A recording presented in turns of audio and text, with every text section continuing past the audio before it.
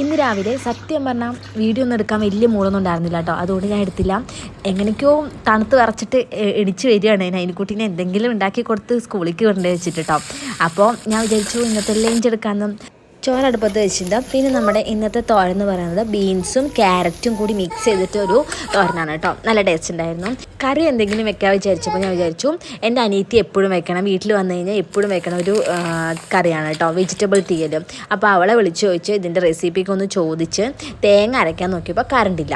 അപ്പോൾ കുറേ നേരം വെയിറ്റ് ചെയ്തു. 1:30 ആയിട്ടും കറണ്ട് വരണ കാണാനില്ല കേട്ടോ. ഈ അരപ്പും കൂടി ഇട്ട് നമ്മുടെ കറി റെഡിയാവും.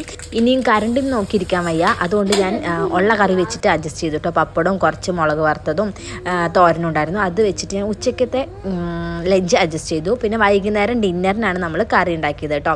നല്ല ടേസ്റ്റ് ഉണ്ടായിരുന്നു കേട്ടോ. ഞാൻ ആദ്യമായിട്ടാണ് വെക്കണതും. കുറേ നമുക്ക് ഇഷ്ടമുള്ള പച്ചക്കറികളൊക്കെ ഇട്ടിട്ട് ഉണ്ടാക്കുന്ന ഒരു സംഭവമാണ് കേട്ടോ. പിന്നെ വൈകുന്നേരം ആയപ്പോൾ ഞാൻ കുട്ടീനെ പഠിപ്പിക്കാനും ഉണ്ടായിരുന്നു.